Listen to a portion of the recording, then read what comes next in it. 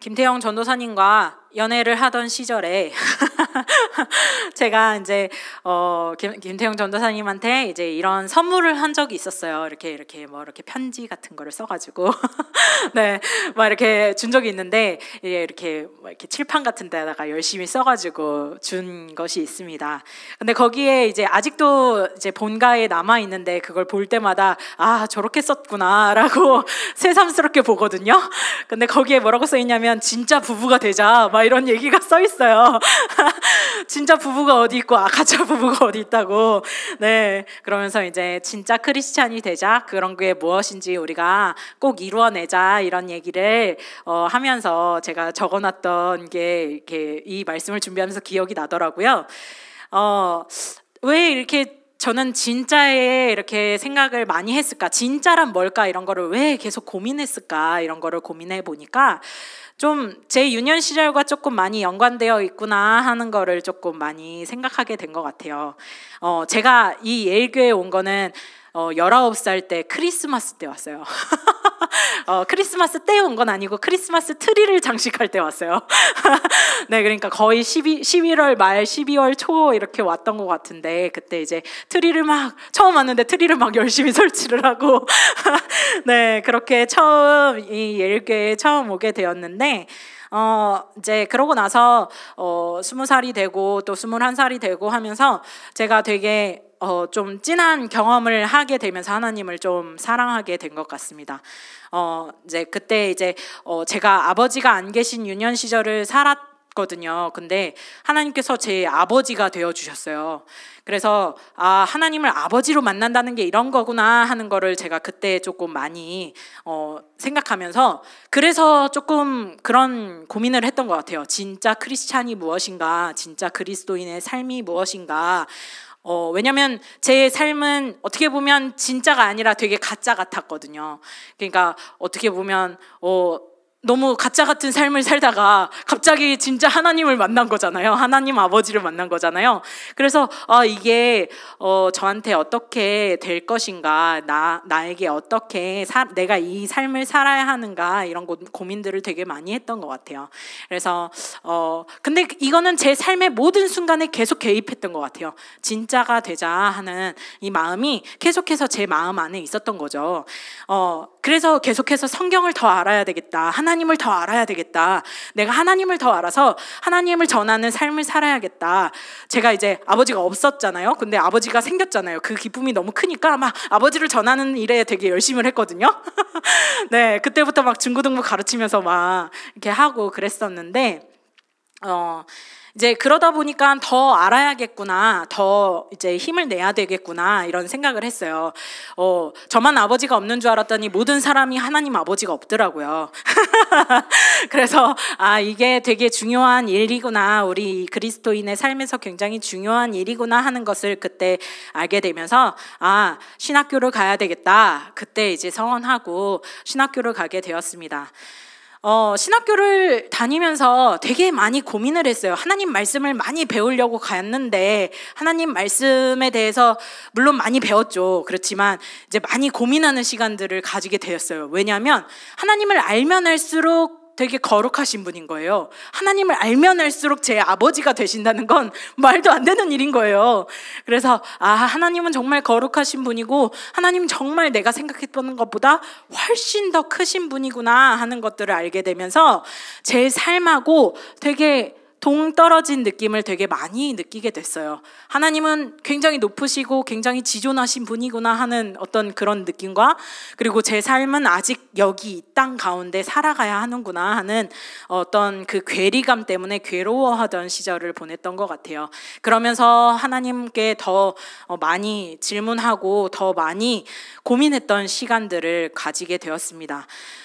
저는 그렇기 때문에 좀 방금 우리 중등부랑 이제 건일 형제가 찬양했던 이 찬양이 되게 많이 은혜가 됐었거든요. 완전하신 나의 주께서 나를 인도하시는구나 하는 찬양과 고백이 저한테 되게 감사했던 일이에요. 행하신 모든 일이 주님께 영광이라는 찬양이 저한테는 되게 감사한 찬양이었습니다. 그러면서 이것들을 조금 좀 이런 괴리감을 많이 줄이고자 계속해서 열심히 최선을 다해서 하나님의 말씀에 대해서 가까이 가게 하려고 하고, 왜냐면 계속해서 가르치는 자리에 있었거든요. 그랬는데 가르치는데 이렇게 뭔가 다른 말을 하면 안 될 것 같은 거예요. 제가 하나님 아버지에 대해서 잘못 말하면 안 될 것 같은 거예요. 그래서 그 자리에 있었기 때문에, 또 사람을 계속해서 만나야 하는 자리에 있었기 때문에, 그리고 함께 신앙생활하는 사람들한테 거짓말은 못 하잖아요. 함께 신앙생활하는 사람들한테 내가 가짜가 될 수 없겠구나 하는 생각 때문에 제가 계속해서 이러한 고민들을 하면서 살았던 것 같아요. 그게 어떻게 보면 그리스도인으로서 삶을 살아내려고 했던 제 마음하고 새로운 삶에 대한 추구와 변화에 대한 갈망이 저를 이렇게까지 만들지 않았나, 그리스도인들에겐 이러한 마음이 있지 않나, 이런 갈망이 있지 않나 하는 생각을 하게 되었습니다. 그래서 오늘 하나님께서 광야로 부르신 그리스도인에 대해서, 그러니까 광야로 부르신 이스라엘 백성에 대해서 하나님께서 쭉 말씀하셨던 출애굽기를 여러분들과 함께 나누길 소원합니다. 이제 제가 이거를 고민하면서 광야의 삶은 어떠한 삶인가라는 생각을 하게 되었어요. 그래서 여러분들과 이 출애굽기를 통해서 이 광야의 삶에 대해서 살펴보기를 원합니다. 첫 번째로 광야의 삶은 출애굽의 삶이다 하는 것을 알 수 있었습니다. 출애굽기 오늘 말씀 읽었죠. 하나님께서 모세한테 말씀하시면서 나는 여호와다 이렇게 하나님의 이름을 선포하시고, 그리고 내가 너희에게 했던 언약을 기억한다. 내가 너희의 노역과 너희의 힘듦 모두 다 들었다. 그리고 그것을 내가 너희에게 속량할 것이다. 내가 너희를 인도하여 내어서 내가 너희의 하나님이 될 거다. 이런 얘기를 하세요. 그러면서 이제 말씀하시죠. 이제 3장 7절에 처음 말씀하시면서 나오는 말씀도 있거든요. 좀 잘 안 보이시더라도 함께 같이 읽었으면 좋겠습니다. 출애굽기 3장 7절에서 10절 말씀입니다. 함께 읽도록 하겠습니다. 시작. 여호와께서 이르시되 내가 애굽에 있는 내 백성의 고통을 분명히 보고 그들이 그들의 감독자로 말미암아 부르짖음을 듣고 그 근심을 알고 내가 내려가서 그들을 애굽인의 손에서 건져내고 그들을 그 땅에서 인도하여 아름답고 광대한 땅, 젖과 꿀이 흐르는 땅, 곧 가나안 족속, 헷 족속, 아모리 족속, 브리스 족속, 히위 족속, 여부스 족속의 지방에 데려가려 하노라. 가라. 이스라엘 자손의 부르짖음이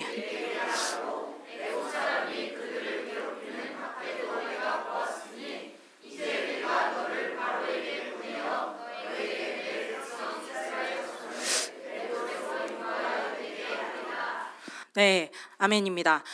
하나님께서 모세를 부르시면서 이렇게 말씀하시는 거예요. 내가 이제 가라. 이스라엘 자손이 부르짖음이 내게 다 들렸다. 이제 내가 너희를 괴롭히는 그것도 다 보았으니 너희를 내가 너를 바로에게 보내서 내 자손들을 인도하여 내게 하리라 라는 약속을 주십니다.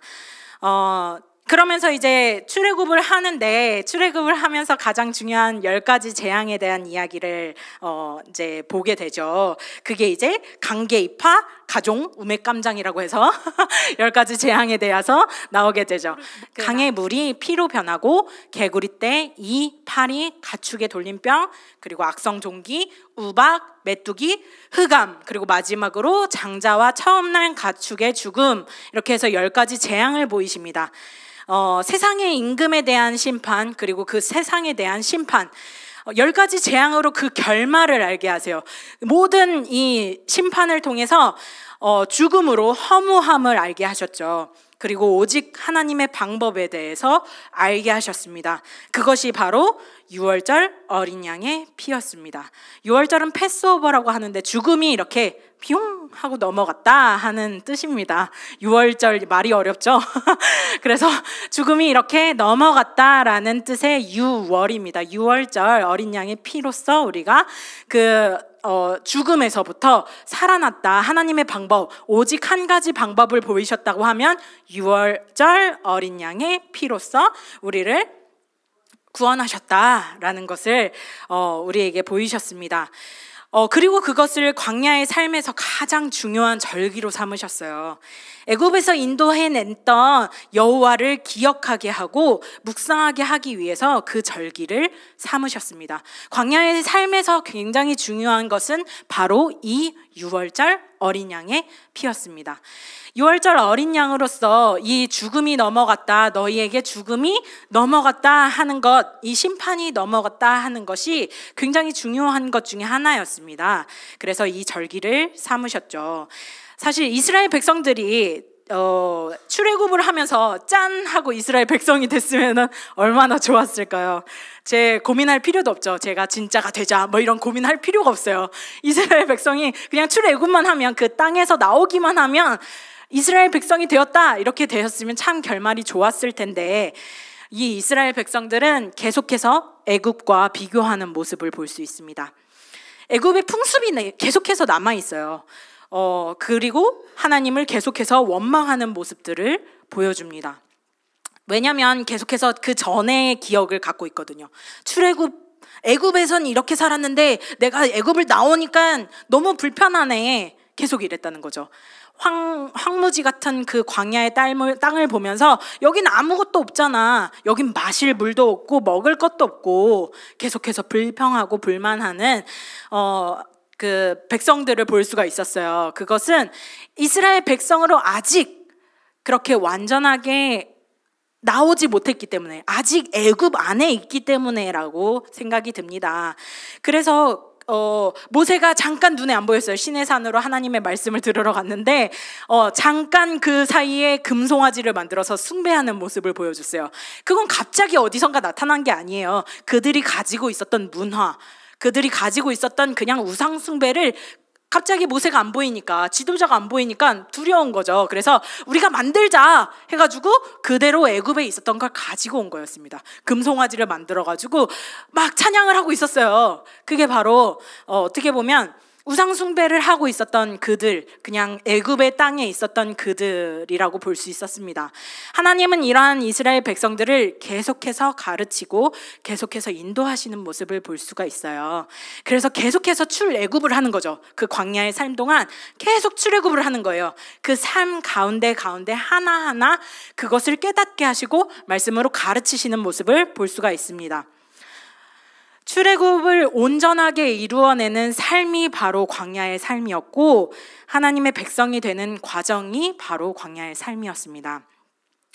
하나님은 우리의 삶을 통해서 이렇게 하나하나 죄를 깨닫게 하시는데 참 어려운 것 같아요. 죄를 깨닫게 하시고 의를 깨닫게 하시고 심판을 깨닫게 하시는 분, 우리가 어디서부터 나왔는지를 계속해서 알게 하시고 정확하게 우리가 가는 곳이 어디인가, 이런 것들을 고민하게 하시는 분입니다. 출애굽은 단순히 그런 땅을 나오는 것이 아니라 주의 백성으로 부름받는 곳이라는 것을 우리가 고백할 수 있다는 것입니다. 그 과정은 백성들이 원망했던 것처럼 좀 익숙하지는 않는 길인 것 같아요. 그냥 쉬운 길이 아니라 참 익숙하지 않은 길, 어려운 길이라고 생각이 듭니다. 외롭고 죽을 것 같은 괴로움이 있는 그러한 곳이라는 것을 계속해서 깨닫게 되는 과정인 것 같습니다. 그것은 왜냐하면 우리 안에 자리 잡은 하나님 아버지에 대한 큰 불신앙을 깨닫는 길이기 때문에 어려운 것 같습니다. 그 광야의 삶에서 계속 깨닫는 건 뭐냐면 계속해서 믿지 않는구나, 하나님 아버지라는 존재를 우리가 믿지 않는구나 하는 것을 깨닫기 때문에 어려워지는 거예요. 그래서 이 황무지가 황무지로 보이고 광야가 광야로 보이는 거죠. 그래서 하나님을 믿지 못하는 것을 계속해서 하나님은 깨닫게 하십니다. 내 안에 허다한 죄를 마주하는 일은 결코 쉬운 일이 아닌 것 같습니다. 결코 가벼운 일이 아니라는 거죠. 그것은 거룩하고 싶은 내 어떤 욕구를 막 짓밟아요. 너무 거룩하고 싶은데, 하나님의 자녀가 되고 싶은데 하나님의 자녀가 아니라 자꾸 불신앙인 나를 깨닫게 하는 것 같습니다. 그 가운데 있게 하는 그 나라는 존재를 깨닫는 것을 계속해서 마주하는 거죠. 그게 얼마나 괴로운 일입니까? 죄는 결코 그냥 용서되는 법이 없습니다. 죄는 결코 하지 말아야지 하는 다짐으로 벗을 수 있는 것이 아닙니다. 죄는 벗는 것이 아니라 의로 덧입는 것이기 때문입니다. 아멘입니다. 이것이 바로 하나님의 방법이었어요. 6월절 어린 양의 피로써 그 의를 입게 하신 것이었습니다. 우리에게 가르쳐 주신 길은 단 한 가지 길이었습니다. 근데 우리는 매일 이것을 까먹게 되는 것 같습니다. 저는 항상 이러한 나를 발견할 때마다 열심히 해야 되는데 내가 또 실패했구나, 내가 또 주저앉았구나 하는 걸로 계속 자책하고 자괴하는 시간들을 가지게 되었었는데, 계속해서 하나님은 그때마다 가르쳐 주셨어요. 내가 너를 그렇게 하려고 부르는 게 아니야. 네가 나를 알고 네가 나를 믿어야 한다라는 말씀으로 계속 돌이키셨던 것 같습니다. 그렇기 때문에 우리가 필요한 것은 광야의 삶에서 매일의 만나를 통해서 사는 삶이라는 것입니다. 출애굽기 16장 4절 말씀 다 같이 읽도록 하겠습니다. 시작.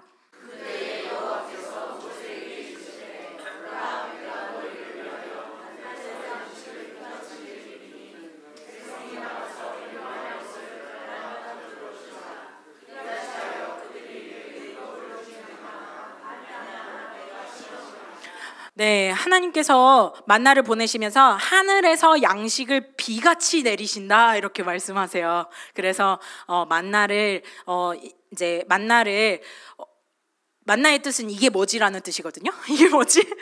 라는 뜻인데, 백성들은 이게 뭐지 하면서 먹었어요. 근데 이제 마태복음에서 예수님께서 광야로 가셔가지고 이제 말씀하시거든요.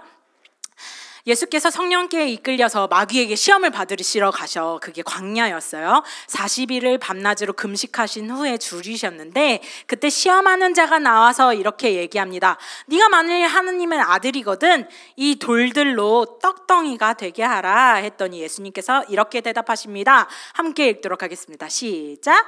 예수께서 대답하여 이르시되 기록되었으되 사람이 떡으로만 살 것이 아니요 하나님의 입으로부터 나오는 모든 말씀으로 살 것이라 하였느니라 하시니, 이렇게 말씀하십니다. 기록되었으되 신명기에 기록됐습니다. 다 같이 한번 읽겠습니다. 시작. 너를 낮추시며 너를 줄이게 하시며 또 너도 알지 못하며 내 조상들도 알지 못하던 만나를 내게 먹이신 것은 사람이 떡으로만 사는 것이 아니요 여호와의 입에서 나오는 모든 말씀으로 사는 줄을 내가 알게 하려 하심이라. 아멘. 만나는 결국엔 하나님의 입에서 나오는 모든 말씀이다 이렇게 말씀하고 계세요. 근데 이 말씀이다 하는 거를 알아들었으면은 만나를 이게 뭐지? 이렇게 알아듣지 않았겠죠. 네, 그래서 이 말씀이신 예수 그리스도께서 육신을 입고 이 땅 가운데 오셨습니다. 아멘이십니까?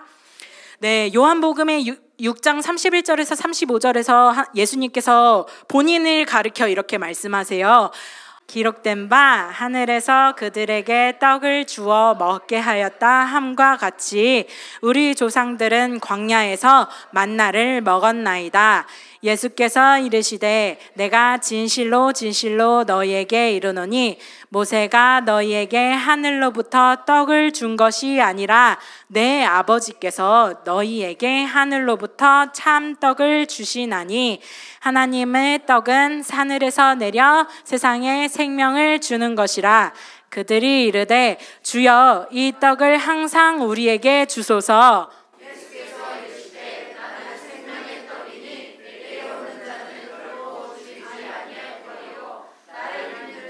영원히 목마르지 아니하리라. 아멘.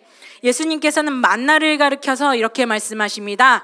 그 떡이 바로 나다 내가 바로 하늘에서 내려온 하나님의 떡인데 그것이 바로 생명의 떡이요 내게 오는 자는 결코 줄이지 아니할 것이요 나를 믿는 자는 영원히 목마르지 아니하리라 이렇게 말씀하시고 계십니다. 만나는 하늘에서부터 매일 새롭게 주시는 하나님의 생명의 떡입니다. 예수님은 이를 가리켜서 자기 자신이라고 설명하고 계세요. 이전에 가지고 있는 것으로 사는 것이 아니라 매일매일 하나님께서 주시는 예수님으로 말미암아 하루를 사는 것이 바로 광야의 삶입니다. 우리는 매일 말씀을 묵상하고 그 묵상에서 예수 그리스도를 발견해야만 합니다. 그리고 그 힘으로 그 생명으로 사는 것이 바로 광야의 삶이라는 것입니다. 우리 매일마다 성경 읽으시잖아요. 매일마다 성경을 읽으실 때 지금 이 백성들처럼 주여 그 떡을 항상 우리에게 주소서 하는 마음으로 성경을 읽었으면 좋겠습니다. 주여 이 떡을 항상 우리에게 주소서, 항상 이 말씀을 가지고 예수 그리스도를 깨달을 수 있게 도와주세요 라는 기도 앞에서 하나님께서 분명히 목마르지 아니하게 하시고 줄이지 아니하게 하실 줄 믿습니다. 성경이 전체에서 말하고 있는 것이 바로 예수 그리스도입니다. 그리고 그것을 깨달아 알게 하기 위해서 예수님께서 오셨습니다. 아멘이십니까? 예수님께서는 우리에게 하나하나 알려주시는 것을 발견할 수 있어요. 이렇게 예수님께서 막 백성들을 위해서 자녀들을 위해서 이렇게 말씀하고 계시잖아요. 예수께서 이르시되 나는 생명의 떡이다. 나한테 와라. 내가 너를 결코 줄이지 않게 할 거고 목마르지 아니하게 할 것이다 라면서 가르쳐 주십니다. 이것을 우리가 바라야 하는 것 같습니다. 세상의 방법은 무언가 열심히 노력해서 얻는 것입니다. 사실 자본주의를 살아가는 저희들은 어떻게 보면 시간이 금이고 시간이 돈이잖아요. 그래서 시간을 들여야지만 혹은 이런 어떤 가치를 들여야지만 어떤 가치를 얻을 수가 있는 삶을 살고 있어요. 그래서 뭔가를 해야지만 얻을 수 있는 give and take의 어떤 삶을 살고 있다고 볼 수가 있습니다. 그러나 만나는 하늘에서부터 오는 그저 주어지는 은혜로 삶을 살게 하는 방법을 알게 합니다. 우리가 오늘을 살아갈 힘은 그냥 오늘 물 대서 얻는 것으로 사는 것이 아니라 하늘로부터 오는 떡으로 사는 것을 배우게 된다는 것이죠. 내가 오늘 일해서 얻는 것 말고 주께서 주시는 은혜로 하루를 사는 것이 바로 생명의 떡으로 사는 것입니다. 하나님께서는 광야의 삶에서 반드시 이것을 요구하신다는 것을 발견할 수 있습니다. 내 삶이 시간과 내 노력, 내 일로 살게 되는 것이 아니라 온전히 하나님께서 살리는 능력으로 살고 있구나 하는 것을 고백하는 것입니다. 바로 이게 우리의 만나를 먹는 삶이라는 생각이 듭니다. 세 번째로는 구름 기둥과 불 기둥으로 주의 인도하심을 따라 사는 삶입니다. 출애굽기 13장 21절에서 22절 다 같이 한번 읽도록 할게요. 시작. 낮에는 구름 기둥으로 그들의 길을 인도하시고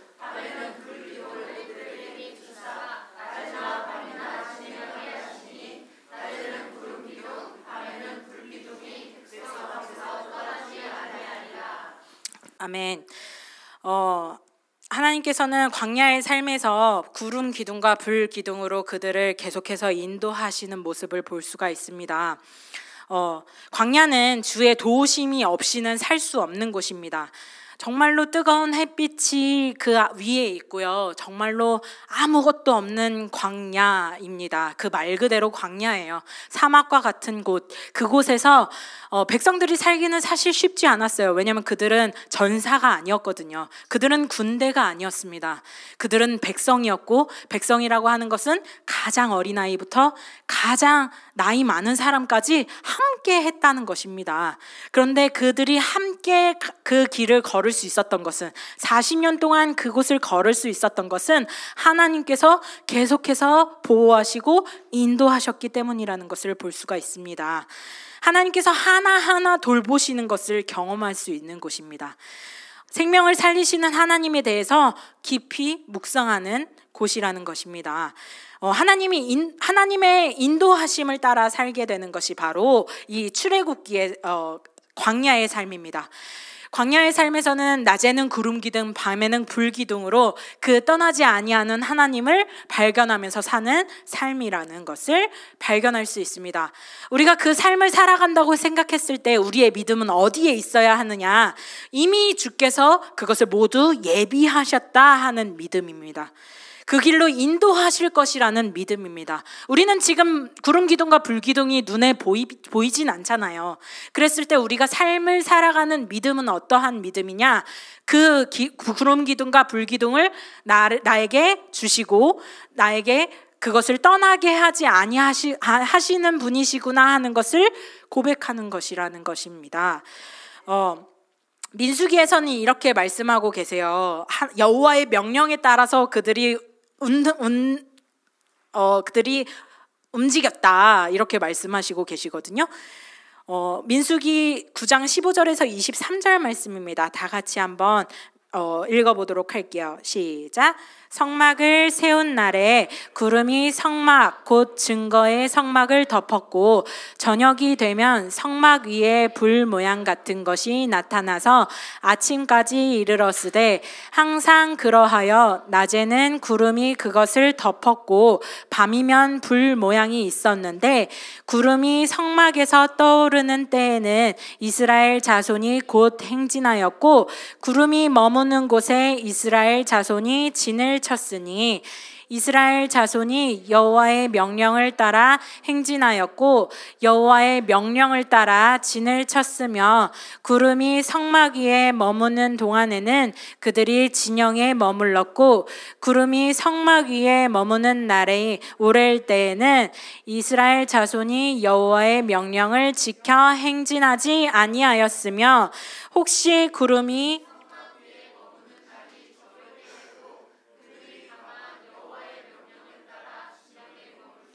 여호와의 명령을 따라 행진하였으며 혹시 구름이 저녁부터 아침까지 있다가 아침에 그 구름이 떠오를 때에는 그들이 행진하였고 구름이 밤낮 있다가 떠오르면 곧 행진하였으며 이틀이든지 한 달이든지 1년이든지 구름이 성막 위에 머물러 있을 동안에는 이스라엘 자손이 진영에 머물고 행진하지 아니하다가 떠오르면 행진하였으니 곧 그들이 여호와의 명령을 따라 진을 치며 여호와의 명령을 따라 행진하고 또 모세를 통하여 이르신 여호와의 명령을 따라 여호와의 직임을 지켰더라. 아멘. 그들이 여호와의 명령을 따라서 그 진을 치고 여호와의 명령을 따라서 행진하고 또 모세를 통하여 이르신 여호와의 명령을 따라서 여호와의 직임을 지켰더라 이렇게 말씀하고 계십니다. 우리의 삶이 이러한 것처럼 여호와의 명령을 따라서 진을 치고 여호와의 명령을 따라서 행진하고 또 모세를 통해서 이르셨던 여호와의 명령을 따라서 여호와의 직임을 지키는 삶으로 계속해서 가기를 축원합니다. 마지막으로는 성막을 짓고 하나님과 함께 거하는 삶입니다. 이스라엘 백성들은 이 출애굽기를 통해서 하나님께서 굉장히 자세하고 세세하게 성막을 짓게 하시는 것을 발견할 수 있었습니다. 출애굽기 40장 34절에서 38절을 다 같이 한번 읽어볼 텐데요. 출애굽기는 40장까지 있는데 이 40장의 결말 부분입니다. 출애굽기를 통해서 하나님께서 하시고자 했던 말씀이에요. 바로 이 말씀인데요. 함께 다 같이 읽었으면 좋겠습니다. 시작.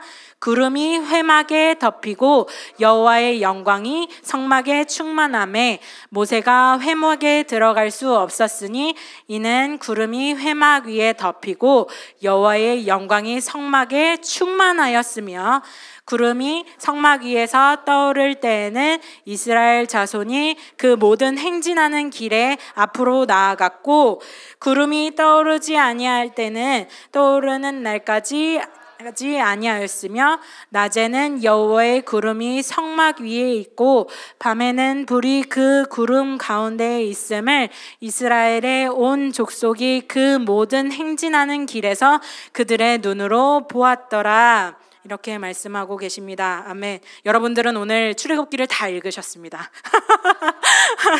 네, 그러한 것처럼 하나님께서는 성막을 짓게 하기를 원하셨습니다. 광야에서 하나님께서 그냥 있는 것을 원하지 않으셨어요. 그 가운데 함께 거하시기를 원하셨습니다.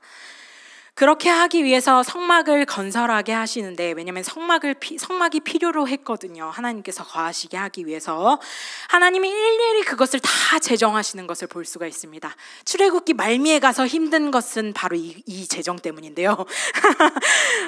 꽤 긴 장 동안 이것을 그려냅니다.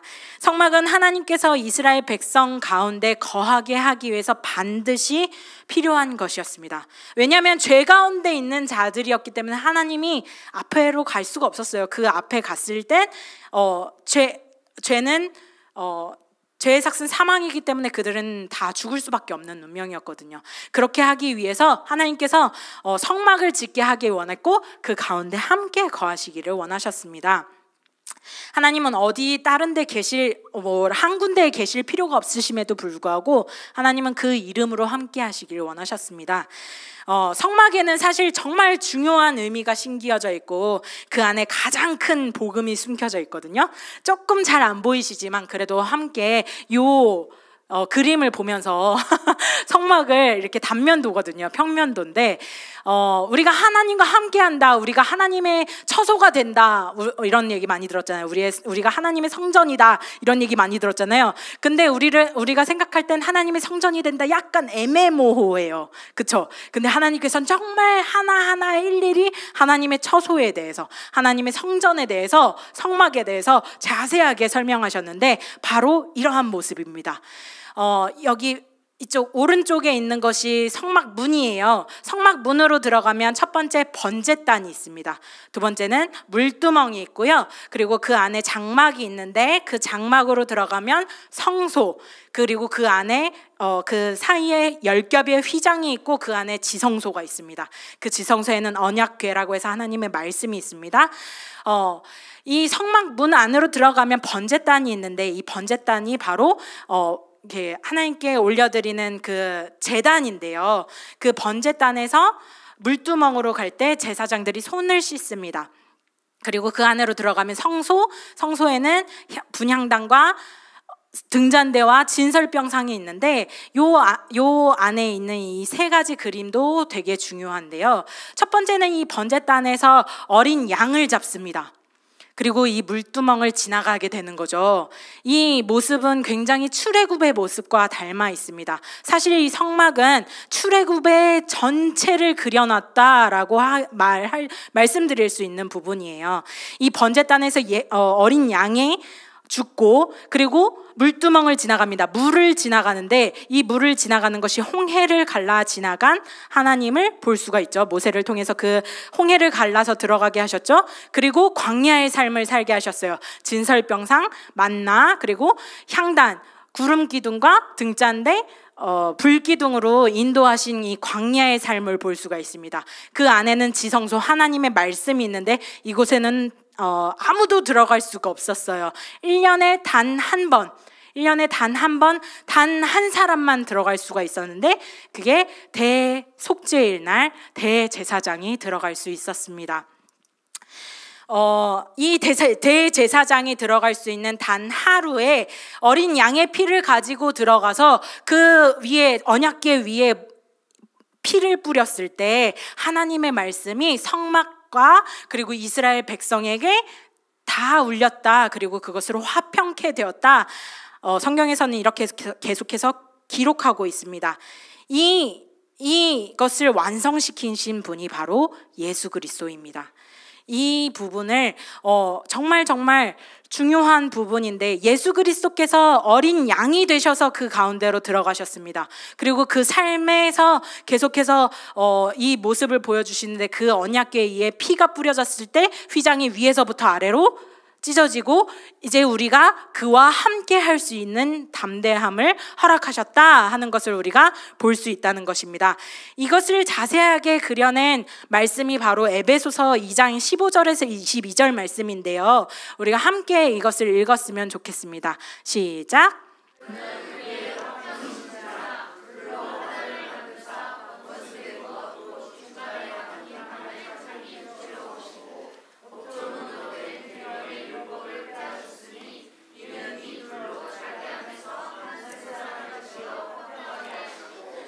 또 십자가로 이 둘을 한 몸으로 하나님과 화목하게 하려 하심이라.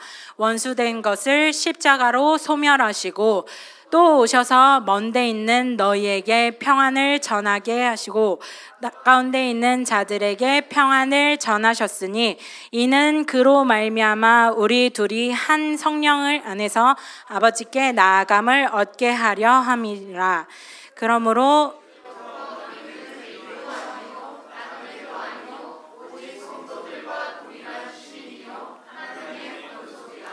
너희는 사도들과 선지자들의 터 위에 세우심을 입은 자라. 그리스도 예수께서 친히 모퉁이 돌이 되셨느니라. 그의 안에서 건물마다 서로 연결하여 주 안에서 성전이 되어가고 너희도 성령 안에서 하나님이 거하실 처소가 되기 위하여 그리스도 예수 안에서 함께 지어져 가느니라. 아멘. 이렇게 말씀하신다는 것입니다.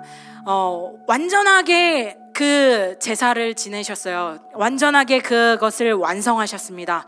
그리고 그 가운데로 갈 수 있게끔 하나님께서 예수님을 통해서 곧 중간에 막힌 것을 자기 육체로 하셨다. 이 휘장을 자기 육체로 하셨다. 그리고 그 둘이 하나가 되게 하셨다. 이렇게 말씀하고 계세요.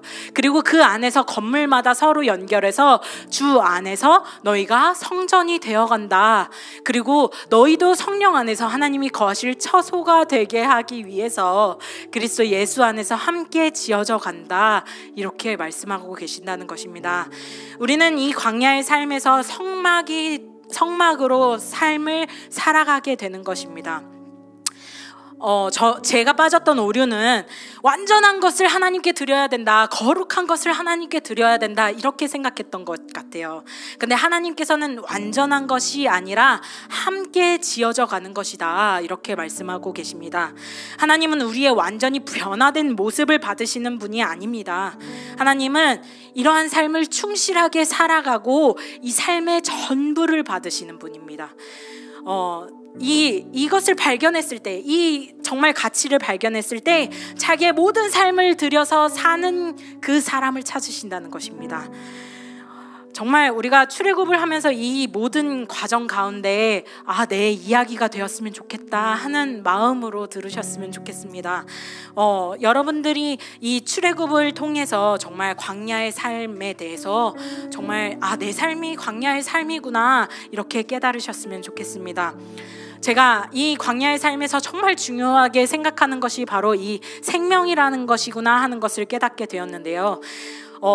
사실 그 전까지는 생명을 위해서 살아간다, 제가 이렇게 자부하면서 살았거든요. 정말 생명을 위해서 사는구나, 내 삶을 정말 하나님께 드려서 생명을 위해서 살겠다, 이렇게 고백했었어요. 그러면서 제가 정말 진짜가 되기 위해서 많은 노력들을 했었는데, 제가 조이를 낳고 정말 이것에서 정말 깊게 회개한 두 가지 사건이 있었습니다. 정말 생명에 관해서 정말 자부했던 전데 너무 무너지는 거예요. 왜냐면 첫 번째는 제가 제 아이가 아니라 진아가 태어날 때 진아가 막 이렇게 뱃속에 있는데 그게 너무 궁금한 거예요. 그 얼굴이 너무 궁금하고 그 친구가 너무너무 궁금하고 얘는 어떻게 생겼을까? 어떤 말을 할까? 어떻게 살아갈까? 이런 것들이 너무너무 궁금한 거죠. 생명에 대해서 막 이렇게 내가 궁금해했었나? 이 친구가 태어날 때까지 막 몇 주가 남았는데 몇 주 남았다고, 며칠 남았다고 이렇게 막 손꼽아서 기다렸어요. 막 손꼽아서 기다리는데 내가 생명에 관해서 이렇게 손꼽아서 기다려본 적이 있나? 이런 생각이 드는 거예요. 그래서 하나님께서 정말 생명에 관해서 나한테 이렇게 말씀하시는구나 하는 거를 깊게 회개했어요. 생명은 이만큼 실질적인 거구나. 생명은 정말 이렇게 눈앞에 보이는 것이구나. 그냥 막연했던 생명이라는 개념이 정말 이 아이들을 통해서 저는 이 개념을 조금 명확하게 조금씩 알아가게 되는 것 같습니다. 두 번째로 회개했던 것은 아이를 낳았는데 정말 아무것도 할 수 없는 핏덩이가 있는 거예요. 조그만한 핏덩이가. 근데 그 핏덩이가 할 수 있는 건 아무것도 없는 거죠. 그냥 울기만 해요. 그래서 하루 24시간이 모자라도록 그 친구를 막 보살펴야 되는 게 너무너무 힘이 드는 거죠. 생명은 이만큼 큰 헌신이 필요하구나 하는 것을 깨달았습니다. 정말 그 전까지 정말 생명을 위해서 헌신했다고 생각했거든요. 근데 정말 내가 이렇게 헌신했나? 이런 회개가 들 정도로 정말 생명에는 많은 헌신과 많은 돌봄과 많은 관심이 필요하구나 하는 것을 깨닫게 되었다는 것입니다. 제가 그러면서 정말 기도했던 것이 있어요.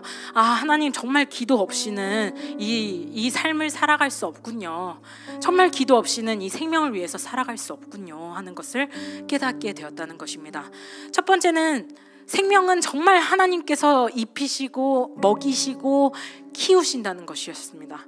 하나님께서 저한테 이렇게 알게 하시는데 정말 감사하더라고요. 제가 애가 우는데 해줄 수 있는 게 없는 거예요. 그냥 둥가둥가만 해줬지, 막 돌보기만 해줬지 해줄 수 있는 게 없어요. 이 친구를 먹이고 이 친구를 살리게 하는 거는 제 힘으로 할 수 있는 힘이 아니었습니다. 이 친구가 사는 생명은 하나님께서 살게 하신다는 것이었습니다. 그것을 깊게 깨닫고는 안심했어요. 정말 생명은 내 힘으로 하는 것이 아니구나. 그리고 두 번째는 정말 생명은 돌봄과 관심과 헌신을 요구하는구나. 그러면서 생각했어요. 내 안에 있는 이 생명에 대해서 내가 이마만큼 관심을 가졌었나, 내 안에 있는 이 생명을 위해서 내가 이마만큼 돌보고 이마만큼 헌신하였나, 이런 것들을 생각하게 됐다는 것입니다. 그럼 나 이외에는, 내 주변 사람들은, 하나님께서 내게 돌보라 하신 내 주변 사람들을 내가 이렇게 헌신했는가, 이런 것들을 생각하게 되면서 마지막으로 생각했던 것이 바로 우리 교회였습니다.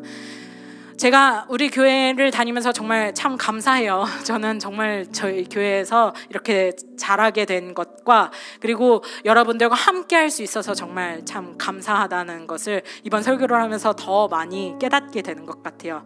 서로 이렇게 지어져 가는 것이구나, 함께 하는 것이구나. 생명은 결코 혼자만 아는 것이 아니라 생명을 통해서 생명을 알게 하고 생명을 통해서 생명을 알게 하는구나 하는 것을 알게 된다는 것입니다.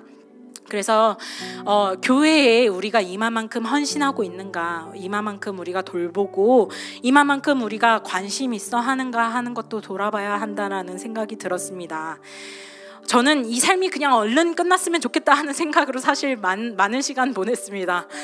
이 삶이 진짜 끝났으면 좋겠어, 너무너무 힘들고 너무너무 괴로워, 이렇게 생각했던 시간들도 굉장히 많았던 것 같아요. 조이를 키우면서는 더 그랬던 것 같고요. 너무너무 힘이 드는 거예요.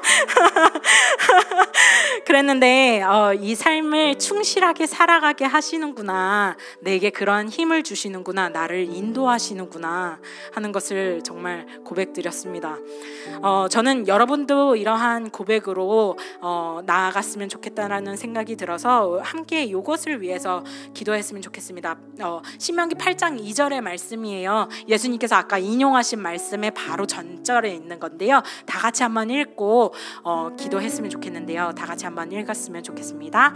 시작. 내 하나님 여호와께서 이 40년 동안에 내게 광야 길을 걷게 하신 것을 기억하라. 이는 너를 낮추시며 너를 시험하사 내 마음이 어떠한지 그 명령을 지키는지 지키지 않는지 알려 하심이라. 이렇게 말씀하시고 계십니다. 아멘. 저는 메마른 땅이 이 광야 상황이라고 생각했어요. 내게 주어진 상황이라고 생각했습니다. 그런데 그 메마른 땅은 그 상황이 아니라 내 마음이었다라는 것을 고백드립니다. 여러분들이 함께 이것을 위해서 기도했으면 좋겠는데요. 광야를 통해서 우리의 삶을 살아가게 하시는 하나님에 대해서 기도했으면 좋겠습니다. 매일마다 우리에게 먹이시고 입히시고 구름기둥과 불기둥으로 우리를 보호하시고 인도하시는 분이 계십니다. 그리고 우리와 함께 하기로 작정하시고 약속하시고 그 약속을 기억하시고 우리와 함께 하시는 하나님을 우리가 발견할 수 있어야 합니다. 매일의 삶을 통해서 우리가 살아가는 것이 아니라 하나님께서 주시는 생명으로 말미암아 살아가는 것, 그것이 바로 우리에게 필요한 고백이라는 것을 우리가 함께 기도했으면 좋겠습니다. 함께 기도하도록 하겠습니다.